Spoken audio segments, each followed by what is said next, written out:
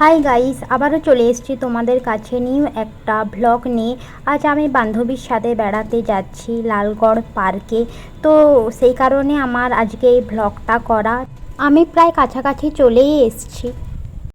এই দেখো আমি চলে এসেছি, আর এই ভিডিওতে আমি তোমাদেরকে লালগড় পার্কটা একটু ঘুরিয়ে দেখাবো। চলো তাহলে যাওয়া যাক। আর হ্যাঁ, এখানে ঢুকতে কিন্তু টিকিট লাগে, 20 টাকা করে টিকিট। এটা আমার বেস্ট ফ্রেন্ড বিপাশা, ওর সাথেই আজ আমি পার্কে বেড়াতে এসেছি। আজ শুভ নববর্ষ বলে এখানে অনেকেই বেড়াতে এসছে এই পার্কে। আপনারাও যদি এই পার্কে আসতে চান তাহলে বিষ্ণুপুর স্টেশনে নেমে সেখানে টোটোওয়ালাকে লালগড় পার্ক যাব বললেই তারা এই পার্কের সামনে নামিয়ে দেবে।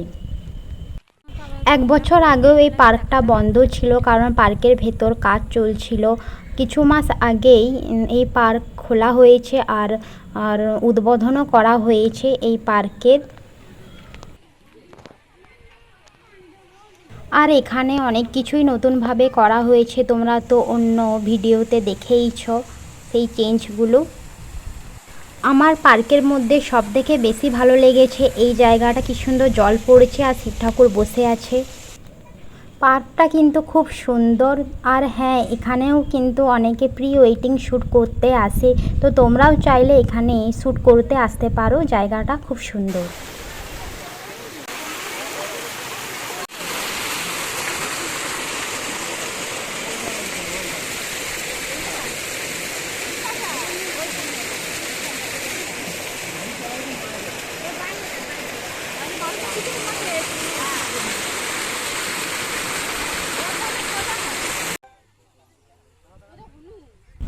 এই সাইডটা বাচ্চাদের খেলার জন্য বেস্ট, আর ওই সাইডে দোলনা আরও অনেক কিছুই আছে বাচ্চাদের খেলার জন্য।